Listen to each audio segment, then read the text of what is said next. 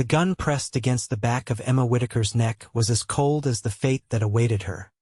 Caught red-handed with a loaf of bread hidden beneath her shawl in Morrison's general store. Her 6-month pregnant belly made her a conspicuous thief, but hunger had made her desperate.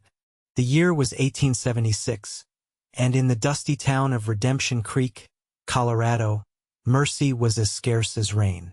"I've had enough of your kind," Mr. Morrison spat, his voice carrying through the crowded store. "Sheriff's gonna lock you up good this time." Emma trembled, one hand instinctively shielding her unborn child. "Please, sir, I haven't eaten in 2 days."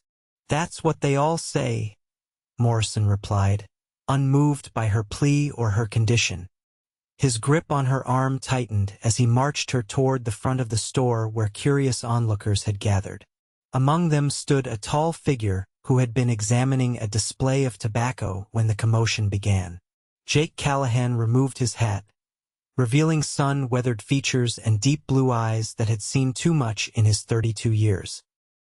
The cavalry had hardened him, the gold mines had nearly killed him, and 5 years of driving cattle had taught him that most trouble wasn't worth getting involved in. But a pregnant woman, terrified and hungry, was trouble of a different kind. "Hold on there," Jake said, his voice cutting through the murmurs of the crowd. "What seems to be the problem?" Morrison kept his pistol trained on Emma. "This thief was stealing from my store. Caught her stuffing bread under her clothes." Jake's gaze moved from the shopkeeper to Emma, noting her threadbare dress, the dark circles under her eyes, and the slight swell of her belly. Something in her face, a dignity despite her circumstances, stirred something long dormant in him. "How much for the bread?" Jake asked, reaching for the money clip in his vest pocket. "It ain't about the bread," Morrison replied. "It's the principle. She's been hanging around for days. Probably taken other things too." Emma's eyes flashed. "I have not. I've never stolen anything before today." Jake stepped closer, deliberately placing himself between Emma and the shopkeeper's gun. "I asked how much for the bread, Mr. Morrison." The shopkeeper hesitated, then lowered his weapon slightly. 50 cents for the loaf." Jake pulled $1 from his clip. "Here's for the bread and for any trouble." He placed the coin on the counter, then added another. "And this is for whatever else the lady might need today."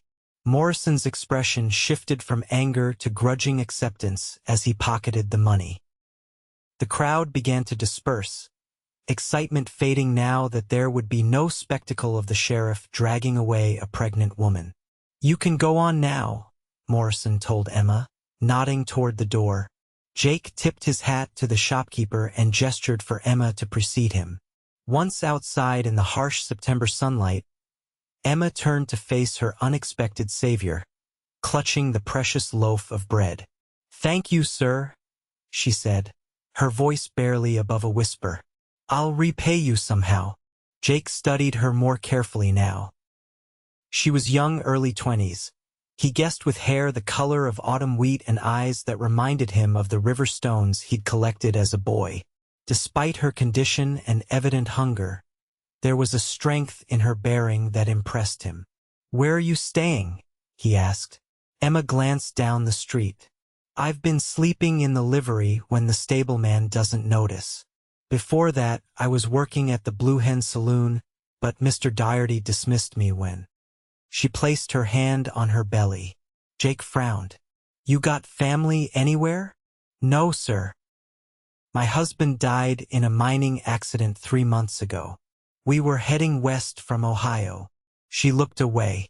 "I sold everything to pay for his burial." The wind kicked up dust around them as Jake considered his next words carefully. 5 years of solitary cattle driving had taught him to measure risks. This woman and her unborn child were certainly a risk, but something about leaving her to the mercy of the town didn't sit right with him. "I've got a cabin," he said finally, "about 3 miles outside of town. Not much to look at, but there's a spare room. You could stay there until—" He gestured vaguely toward her pregnancy. Emma's eyes widened. I couldn't possibly. I drive cattle most days, Jake continued. Won't be underfoot much. Place could use a woman's touch, if I'm being honest. Why would you help me? Emma asked, suspicion evident in her voice. You don't know me. Jake shifted his weight, uncomfortable with her direct question. Let's just say I know what it's like to be hungry and alone. He cleared his throat. Besides, winter's coming. Ain't no place for a woman in your condition to be without proper shelter. Emma hesitated, weighing the offer against her dwindling options. Trust didn't come easily to her anymore, not after all she'd been through. But the man before her had just saved her from jail and possibly worse. His eyes, though guarded, held no malice she could detect. I can cook, she offered, and mend. I'd earn my keep. Jake nodded. That would do fine. He gestured toward the hitching post where his horse stood. My wagon's at the blacksmith's getting a wheel fixed. Should be ready by now. We can collect your things and head out before sundown. Everything I own is on my back, Mr. Callahan. Jake Callahan. Emma Whitaker, she replied, offering her hand with a formality that seemed at odds with her circumstances. Jake took it briefly, her skin surprisingly soft against his calloused palm. Well, Mrs. Whitaker, let's get you some more provisions before we head to the cabin. As they walked toward the general store again, Emma kept glancing at the tall cowboy beside her, trying to understand why a stranger would extend such kindness. Men, in her experience, always wanted something in return. Yet there was something in Jake Callahan's manner, a respectful distance, a lack of presumption that made her believe this might be different. Jake felt her gaze but kept his eyes forward. He wasn't entirely sure himself why he'd made the offer. Maybe it was the memory of his sister who died in childbirth because there'd been no one to help her. Or maybe it was simply that, after years of drifting, he was tired of coming home to an empty cabin with nothing but memories to keep him company. Either way, as they re-entered Morrison's store together, this time with Jake's money to spend properly, Jake Callahan had the distinct feeling that his quiet, solitary life was about to change irrevocably. The wagon creaked and swayed along the rutted road leading away from Redemption Creek. Emma sat beside Jake on the wooden bench, one hand gripping the seat edge, the other resting protectively over her unborn child. They had purchased flour, sugar, coffee, beans, and a few other necessities before leaving town. The shopkeeper had been professionally cordial, likely due to Jake's reputation as a fair man who paid his debts promptly.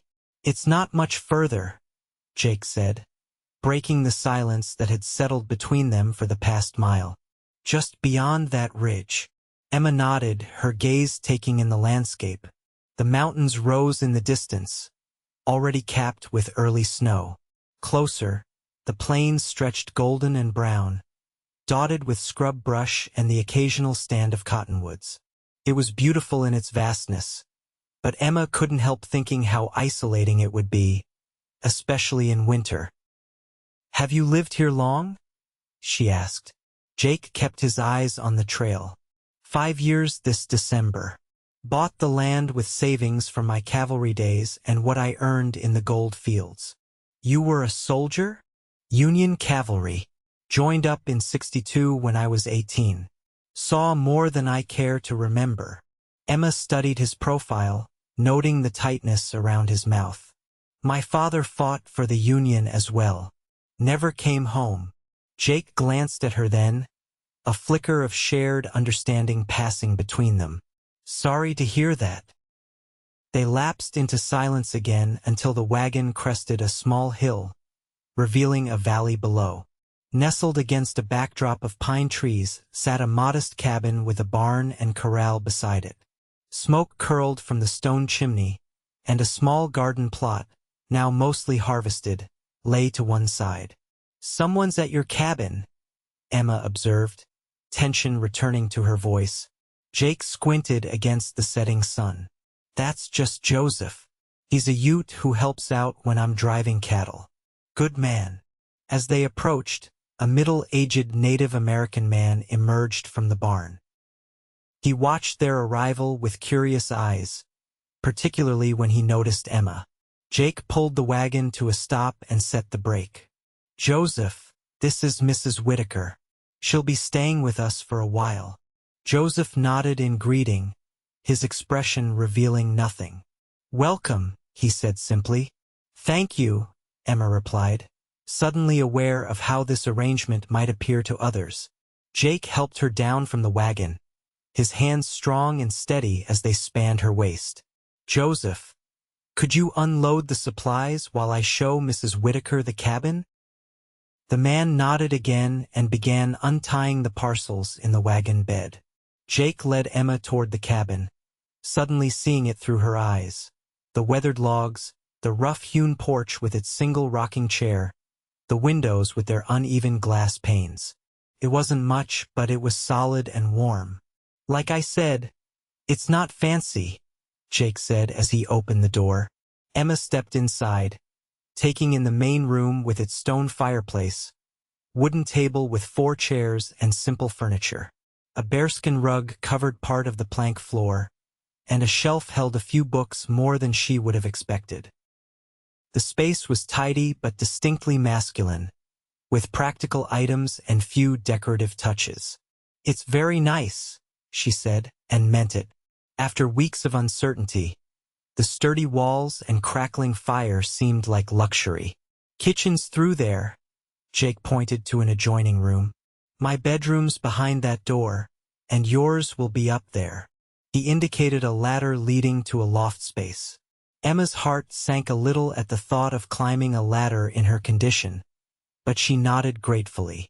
Jake seemed to read her concern. I'll move my things up to the loft. You can have the bedroom down here. Oh, I couldn't possibly. It makes more sense, Jake said firmly, especially as your time gets closer.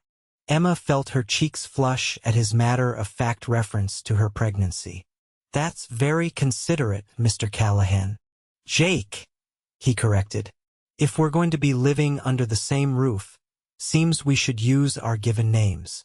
Jake, Emma repeated, testing the name. And you should call me Emma. A moment of awkwardness passed between them as the reality of their arrangement settled in. I'll get your room ready, Jake said, moving toward his bedroom door. You can rest by the fire. Emma watched him disappear into the bedroom, then sank gratefully into a chair near the hearth. The warmth enveloped her, and for the first time in months, she felt the tight knot of fear in her chest begin to loosen. She didn't know what tomorrow would bring, but tonight she would sleep with a roof over her head and food in her belly. Outside, Joseph finished unloading the supplies and approached the cabin. He paused at the doorway, studying Emma with dark, knowing eyes. You bring change, he said quietly. Good change, I think. Before Emma could respond, he turned and walked toward a small shelter at the edge of the property that she hadn't noticed before. Jake emerged from the bedroom carrying an armful of clothing. Room's yours now. I put fresh linens on the bed. Thank you, Emma said, rising slowly. I'm not sure how I'll ever repay your kindness. Jake shrugged, uncomfortable with her gratitude. Get some rest. Tomorrow's soon enough to figure things out. Emma nodded and moved toward the bedroom, pausing at the threshold. Good night, Jake. Good night, Emma, he replied, the sound of her name unfamiliar on his tongue. As the door closed behind her, Jake stood motionless in the main room, wondering what impulse had led him to invite a pregnant stranger into his home. It wasn't like him to act on impulse. Years of hard living had taught him to be cautious, to keep his distance. Yet something about Emma Whitaker had broken through that caution. Perhaps it was the quiet dignity she maintained despite her desperate circumstances. Or maybe it was simply that helping her felt right in a way few things had since the war. Jake climbed the ladder to the loft, arranging his bedroll on the floor. Through the small window, He could see the stars beginning to appear in the darkening sky. Down below, Joseph would be settling in for the night in his small dwelling. And beyond the bedroom door, Emma Whitaker would be finding refuge in his bed. Life had taken an unexpected turn today, and Jake Callahan, a man who prided himself on self-sufficiency and solitude, found himself responsible for 2 lives instead of just his own. The weeks that followed settled into an unexpected rhythm. Emma quickly made herself useful, transforming the bachelor's cabin into something more resembling a home. She rose early each morning to prepare breakfast before Jake headed out to tend his small herd of cattle or ride into town for supplies. Despite her advancing pregnancy, she kept the cabin immaculate, mended Jake's clothing, and prepared hearty meals that were a vast improvement over his basic cooking. October brought cooler days and frost-covered mornings. The mountains to the west wore their first serious snow, a reminder that winter would soon reach the valley. Emma spent her days preserving the last of the garden harvest, drying herbs, and preparing the cabin for the cold months ahead. Jake found himself looking forward to returning home each evening. The sight of lamplight in the windows and smoke from the chimney stirred something long forgotten in his heart, a sense of belonging, of having someone waiting for him. One evening in late October, Jake returned from town with supplies and a small package wrapped in brown paper. Emma was at the stove, stirring a pot of venison stew that filled the cabin with savory aromas. "Something smells good," Jake said, stamping his boots on the porch before entering. Emma turned, a smile warming her features. "Joseph brought the venison. Said he got lucky on his hunting trip." Jake nodded, setting the supplies on the table. "He's a fine hunter. Better than me, truth be told." Emma wiped her hands on her apron and began unpacking the supplies. "Did you get everything on the list?" "Everything but the cinnamon. Morrison said the next shipment won't arrive until next week." Jake hesitated, then handed her the small package. "Got something else, though?" Emma looked surprised. "What's this?" "Just a small thing. Thought you might have use for it." Emma carefully unwrapped the package to reveal a beautifully carved wooden hairbrush with soft bristles. She ran her fingers over the polished handle, touched by the unexpected gift. "It's beautiful," she said softly. "Thank you." Jake shrugged, suddenly self-conscious. "Noticed yours was pretty worn. Woman who sells them comes through town every few months." Emma's eyes met his, and for a moment, neither spoke. Something shifted between them, a recognition of care that went beyond their practical arrangement. The moment was broken by a sharp intake of breath from Emma, her hand going to her belly. "What is it?" Jake asked, alarm evident in his voice. Emma's expression relaxed into a smile. "Nothing to worry about. The baby's kicking, that's all." Relief washed over Jake's face. "Gave me a start there."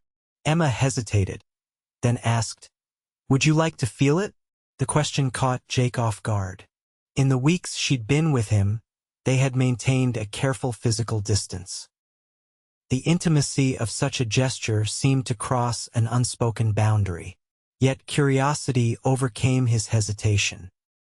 He nodded, moving closer as Emma took his calloused hand and placed it on the swell of her belly. For several seconds, nothing happened. Then he felt it, a distinct movement beneath his palm, a life announcing its presence. "Well, I'll be," Jake murmured, a sense of wonder softening his weathered features. "Got a real kicker there."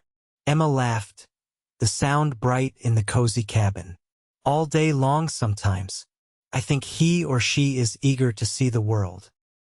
Jake kept his hand in place a moment longer than necessary before withdrawing it. "When's your time?" "December, I think. Maybe around Christmas." Jake nodded, thinking of the snow that would likely blanket the valley by then.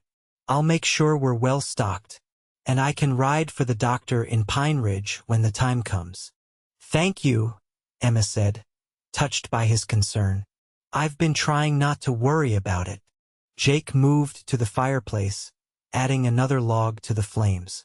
No need to worry. Women have been having babies since the beginning of time. Emma returned to the stove, stirring the stew. My mother died birthing my younger brother. He didn't survive either. The quiet statement hung in the air, a reminder of the very real dangers that lay ahead. Jake felt a tightening in his chest at the thought. That won't happen to you, he said with more conviction than he felt. The doctor in Pine Ridge delivered half the children in the county. Emma nodded, grateful for his reassurance even if they both knew there were no guarantees. They ate dinner at the wooden table, the conversation turning to lighter topics. Jake told her about his day in town, the gossip he'd heard at the general store, and his plans for the small herd before winter fully set in. After dinner, they settled by the fire as had become their custom. Jake whittled a piece of pine wood while Emma worked on a small garment for the baby, fashioned from one of Jake's old flannel shirts. What made you decide to settle here? Emma asked, breaking the comfortable silence. Jake considered the question, his knife pausing on the wood. After the war, I drifted. Tried mining for a spell, then cattle driving. Never stayed anywhere long. He gestured around the cabin. First time I rode through this valley, something about it felt right, like it was waiting for me. It's beautiful land, Emma agreed. What about you and your husband? Where were you headed? Emma's hands stilled. California. James heard there were opportunities there for a man willing to work hard. She sighed. He was always chasing the next opportunity, never content to stay in one place for long. Sounds like we have that in common, Jake observed. Emma studied him in the firelight. I'm not so sure. You built this place to last. That's not the action of a man who plans to move on. Jake met her gaze, struck by her perception. Maybe I was just tired of moving. Or maybe you were looking for a home, Emma suggested softly. The word home resonated between them. For Jake, the cabin had been shelter, a place to return to after long days on the range. It wasn't until Emma's arrival that it had begun to feel like something more. Emma winced suddenly, pressing a hand to her lower back. Pain bad? Jake asked. Just aches. The baby's getting heavier. Jake rose from his chair. Here, take my seat. It's more comfortable. Emma started to protest, but Jake was already helping her up and guiding her to his cushioned rocking chair. Once seated, she had to admit it did feel better. Thank you, she said, easing back.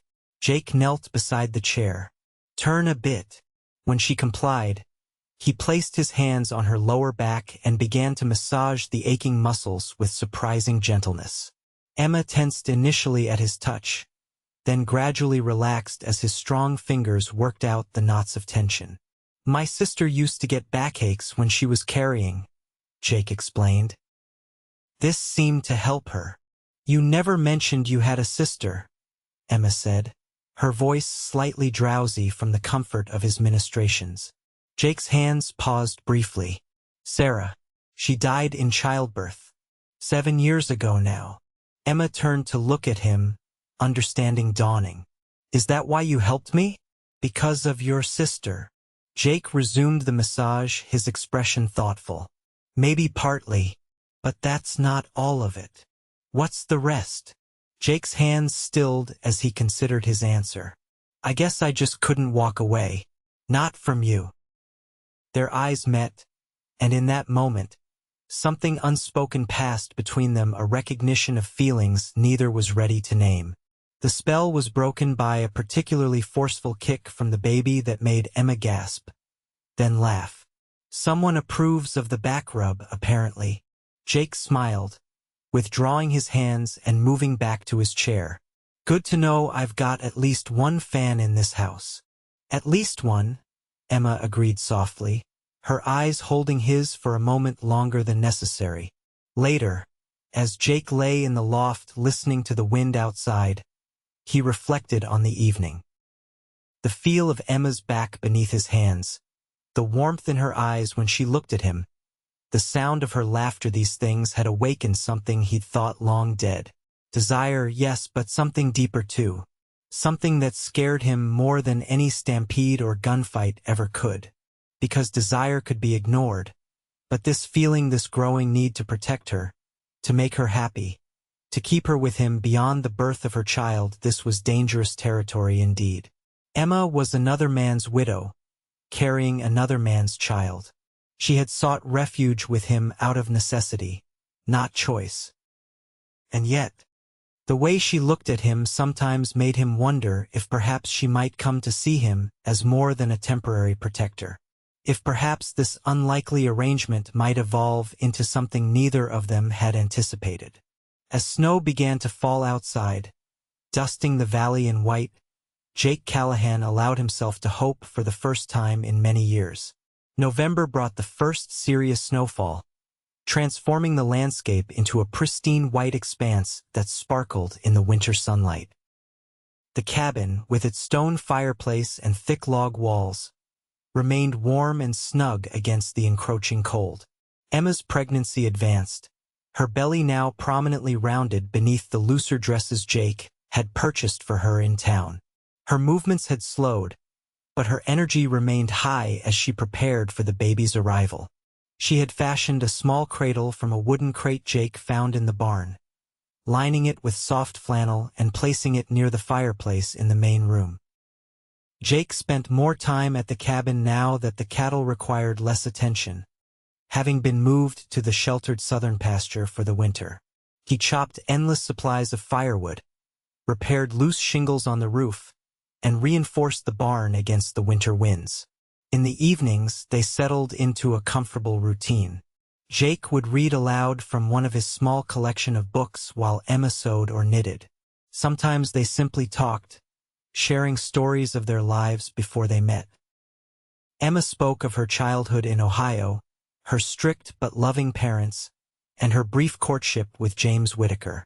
Jake, typically reticent about his past, found himself telling her about his years in the cavalry, the horrors he'd witnessed during the war, and his aimless wandering afterward. "Do you ever regret it?" Emma asked one evening as they sat before the fire. "Not settling down sooner, I mean." Jake considered the question, watching the flames dance. "Can't say I thought much about settling down. After Sarah died, family didn't seem in the cards for me. And now—" Emma's voice was soft, her eyes focused on the baby blanket she was crocheting. Jake glanced at her, wondering at the meaning behind her question. "Now I'm thinking maybe I was wrong about that." A blush crept into Emma's cheeks, but before she could respond, a gust of wind rattled the windows and the door burst open, sending a swirl of snow into the cabin.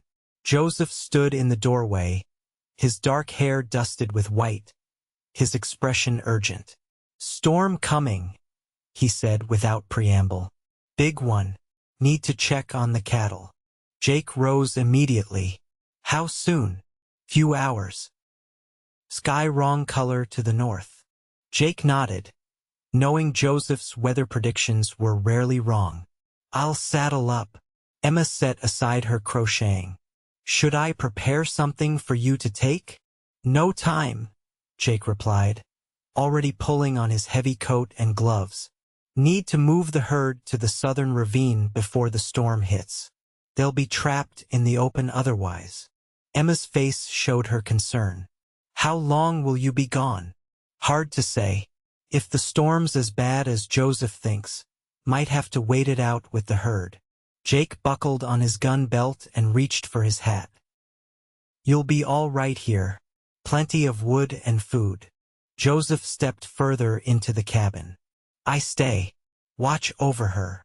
Jake looked at his friend gratefully. "Thank you." Emma rose awkwardly, one hand supporting her back.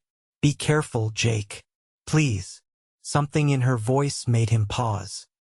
He crossed to where she stood and, in an uncharacteristic gesture, took her hand in his. "I will. Don't worry about me. Just take care of yourself and the little one." Their eyes held for a long moment. Then, acting on impulse, Jake leaned forward and pressed a gentle kiss to her forehead. "I'll be back as soon as I can." Before Emma could respond, he was gone, the door closing firmly behind him. Joseph moved to secure it against the wind, then took up position near the window. "He will be safe," Joseph said, his eyes on the swirling snow outside. "Strong man, knows the land." Emma nodded, trying to take comfort in Joseph's words. She returned to her chair by the fire, but her hands remained idle in her lap, her thoughts with Jake as he rode into the gathering storm. Hours passed. The wind grew stronger, howling around the cabin and driving snow against the windows until they were completely obscured. Joseph maintained a vigilant watch, occasionally adding wood to the fire or checking the other windows for any sign of Jake's return. Emma prepared a simple supper of beans and cornbread, though neither she nor Joseph had much appetite. As night fell, the storm intensified, the temperature dropping precipitously. "Should have reached the herd by now," Joseph said, more to himself than to Emma. "We'll shelter in the ravine." Emma nodded, trying to picture Jake safe with his cattle rather than lost in the blinding snow. "The ravine is protected? High walls, less wind. Good place for storm." Joseph turned to her. "You should rest. Baby needs strength." Emma reluctantly agreed, retiring to the bedroom though she doubted she would sleep. Her concern for Jake, combined with the increasingly uncomfortable pressure in her lower back, made rest elusive. She lay in the darkness, listening to the storm rage outside, trying to focus on positive thoughts. Jake knew the land. He was experienced and cautious. He would return safely when the storm passed. But beneath these reassurances ran a deeper current of fear, not just for Jake's safety, but for what his absence had revealed to her. In the few short months since he had rescued her from Morrison's store, Jake Callahan had become essential to her in ways she hadn't anticipated. The thought of losing him was unbearable. Emma placed a hand on her swollen belly, feeling the baby shift beneath her palm. "Your father would have loved you," she whispered, thinking of James. Then, with a pang of confused guilt, she realized she had been picturing Jake's face, not her late husband's. The revelation should have shocked her, but somehow it didn't. In the quiet honesty of the storm-wrapped night, Emma acknowledged what her heart had known for weeks. She was falling in love with Jake Callahan. The question that kept her awake long into the night was whether he might someday return those feelings and whether she had any right to hope that he would. The storm raged for 2 days, trapping Emma and Joseph in the cabin. By the morning of the 3rd day, the wind had died down, though snow still fell steadily. Emma's worry for Jake had grown with each passing hour, intensified by the increasingly frequent pains in her back and abdomen. Joseph, sensing her distress, tried to offer reassurance. "Jake knows what to do in storm, has shelter, food, will come when safe to travel." Emma nodded, grateful for his words even as she feared the worst. She busied herself with preparations for the baby, which now seemed imminent despite being perhaps 2 weeks early. The pains were coming more regularly, though still far apart. By midday, the snow had finally stopped, revealing a transformed landscape. Drifts reached nearly to the windowsills in places, and the path to the barn had completely disappeared. Joseph donned his heavy coat and boots. "I go look for him." Emma started to protest, concerned about sending him out into such conditions. But the thought of any news of Jake overrode her objections. "Please be careful." With a nod, Joseph disappeared into the white world outside. Emma watched from the window until he vanished from sight, then resumed her restless pacing. The cabin, normally so cozy, felt cavernous without Jake's presence. Another pain gripped her, stronger than before, forcing her to brace herself against the table until it passed. When it subsided, she moved to Jake's chair by the fire, seeking comfort in the lingering sense of his presence there. Hours passed with agonizing slowness. The pains continued, gradually increasing in frequency and intensity. Emma tried to remain calm, remembering her mother's advice about childbirth, passed down before her own difficult labor with Emma's brother. As afternoon faded into evening, Emma lit the lamps and stoked the fire. She prepared a simple meal but found she couldn't eat. The pains were coming every 20 minutes now, lasting longer each time. "Please come back, Jake," she whispered to the empty cabin. "Please be safe." Just as darkness fell completely, she heard sounds outside, the muffled approach of horses through deep snow. Emma moved to the window, straining to see through the gathering gloom. Relief flooded through her as she made out two figures approaching the cabin, one unmistakably Jake's tall form. She hurried to the door, throwing it open as they reached the porch. Jake's face was reddened from cold, his beard crusted with ice, but he was alive and whole. Emma couldn't stop the tears that sprang to her eyes at the sight of him. "You're back," she said, her voice breaking. Jake stamped snow from his boots before entering. "Lost 3 head, but the rest made it through." His eyes scanned her face, noting her tears. "You all right?" Before Emma could answer, another contraction seized her, more powerful than any before. She gasped, clutching the doorframe for support. Jake was at her side instantly, alarm replacing exhaustion on his face. "Emma? What is it?" "The baby," she managed when the pain subsided. "It's coming." Jake exchanged a look with Joseph, who nodded grimly. "Storm-blocked trail to Pine Ridge. No way to fetch doctor now." Jake guided Emma to a chair, his mind racing. "How long have the pains been coming?" "Since yesterday, but they were mild. They're much stronger now, and closer together." Jake ran a hand through his hair, his expression torn between concern and determination. "Joseph, heat water. Lots of it. And bring in more firewood. We need to keep the cabin warm."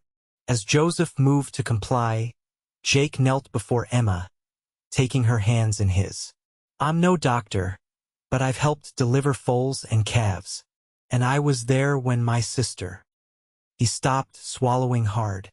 "We'll get through this together." Emma squeezed his hands, drawing strength from his steady presence. "I'm scared, Jake." "I know," he said softly, "but you're the strongest woman I've ever met, Emma Whitaker. And I'll be right here with you, every step of the way." Another contraction gripped her, and Emma clutched Jake's hands tightly until it passed. When she could speak again, she looked into his eyes, needing to say what might be her only chance to tell him. "Jake, if anything happens—" "Nothing's going to happen," he interrupted firmly. "But if it does," she persisted, "I want you to know these months with you have been the happiest of my life. You've given me more than shelter. You've given me hope again." Jake's expression softened, something vulnerable showing through his usual reserve. "Emma, He was interrupted by Joseph returning with an armload of firewood. The moment passed, but something had shifted between them, a recognition of feelings too strong to be denied any longer. The hours that followed tested Emma's endurance to its limits. The labor progressed steadily, each contraction bringing the baby closer. Jake remained by her side, wiping her brow with cool cloths, supporting her as she walked to ease the pain, and offering encouragement when despair threatened to overwhelm her. Joseph prepared the bedroom, laying out clean linens and heating water as Jake had instructed. As midnight approached, Emma's pains came one after another with barely a break between them. "It's time to lie down," Jake told her gently. "Baby's coming soon now."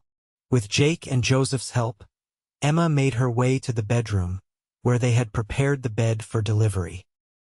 Once she was settled, Joseph tactfully withdrew to the main room, leaving Jake to help Emma through the final stages of labor.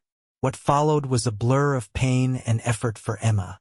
Jake's voice remained her anchor, steady and encouraging as he guided her through the process. Despite his claimed experience with animal births, she could see the fear in his eyes, the same fear that had haunted him since his sister's death.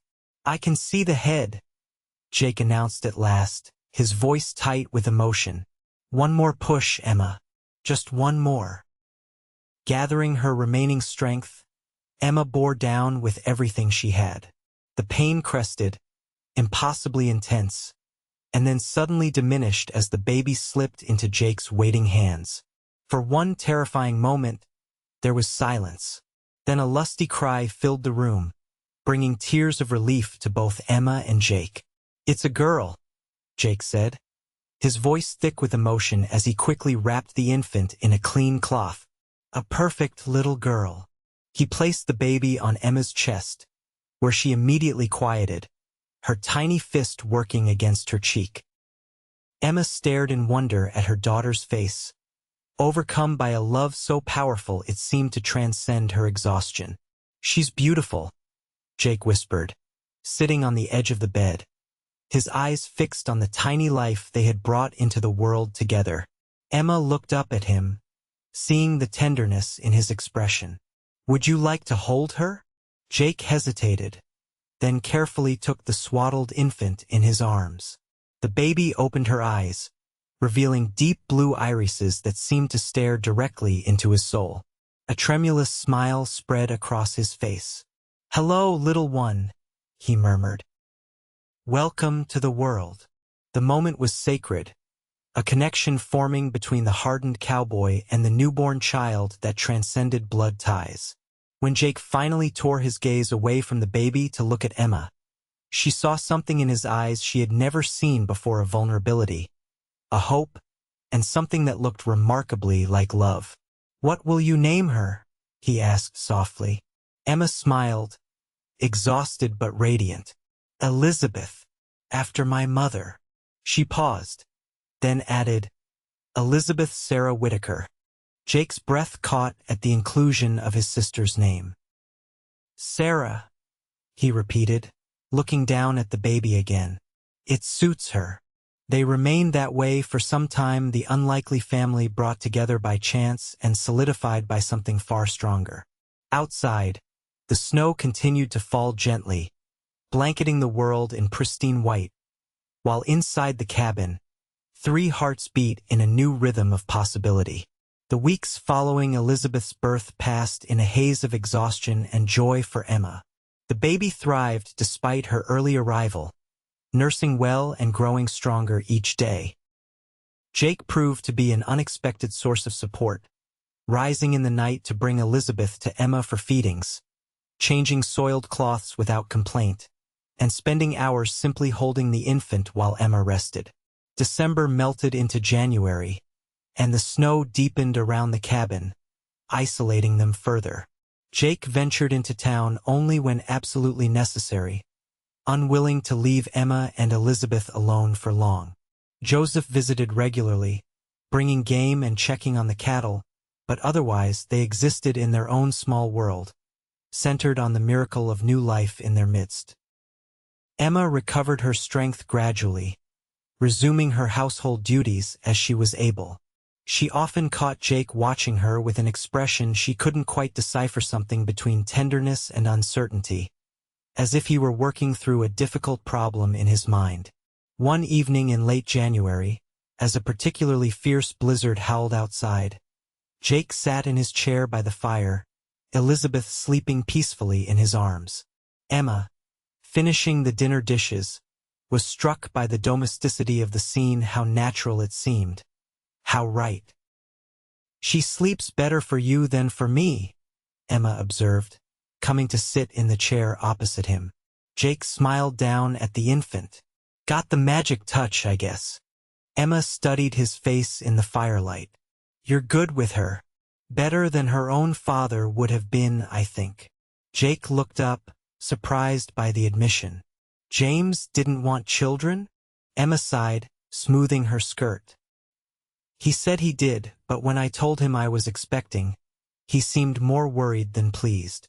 Talked about how it would make traveling harder, slow down our progress west. She shook her head. I think children were just an abstract idea to him, not a reality he was prepared for. Some men are like that, Jake said carefully. Take time to warm to the idea of fatherhood. And some men, Emma replied, looking pointedly at Elizabeth nestled in his arms, seem born to it. A flush crept up Jake's neck at her words. Never thought much about having children of my own. After Sarah died, I figured that path was closed to me. And now? Emma asked, echoing the question she had posed before the storm that had brought them to this moment. Jake was quiet for a long time, his eyes moving from Elizabeth's sleeping face to Emma's. Now I'm wondering if maybe I was wrong about a lot of things. The air between them seemed to thicken with unspoken feelings. Elizabeth stirred, breaking the moment, and Jake carefully adjusted her position. I should put her down, he said, rising. It's getting late. Emma nodded, watching as he placed the baby in her cradle with a tenderness that made her heart ache. When he straightened, their eyes met again, and this time Jake didn't look away. Emma, he began, his voice low. There's something I've been wanting to say to you. Emma's heart quickened. Yes. Jake took a step toward her, then stopped as Elizabeth let out a small cry. Both turned to the cradle, but the baby settled again without fully waking. Jake ran a hand through his hair, his expression conflicted. Maybe this isn't the right time. Jake, Emma said gently. Whatever it is, you can tell me. He looked at her, his eyes vulnerable in a way she'd rarely seen. I don't want you to leave. When spring comes, Emma's breath caught. You want us to stay? Yes, Jake said simply. Then, with more difficulty, but not just as a housekeeper or a woman I'm helping out of charity. He crossed to where she stood, close enough that she could feel the warmth radiating from him. These past months, watching you, being with you and Elizabeth, it's changed everything for me. I never thought I'd want a family again, but now I can't imagine this cabin without you in it. Emma's eyes filled with tears. What are you saying, Jake? I'm saying I love you, Emma Whitaker, Jake said, the words rushing out as if he'd held them back too long. I love you, and I love that little girl like she was my own. And if you could see your way clear to giving a rough cowboy like me a chance, I'd spend the rest of my life trying to make you both happy. Tears spilled down Emma's cheeks as the words she'd longed to hear finally came. Oh, Jake, she whispered. I've been falling in love with you since that day in Morrison's store. I just didn't think you could ever feel the same about a woman in my situation. Jake reached out, gently wiping away her tears with his thumb. Your situation is what brought you to me. Can't say I'm sorry about that. Emma laughed softly through her tears. Nor am I. Jake's hand lingered on her cheek. So, what do you say, Emma? Would you consider becoming Mrs. Callahan? Letting me be a father to Elizabeth? Instead of answering with words, Emma closed the distance between them, rising on tiptoe to press her lips to his. Jake's arms encircled her waist, drawing her closer as he returned the kiss with a tenderness that made her heart soar. When they finally parted, both breathless, Jake rested his forehead against hers. I'll take that as a yes.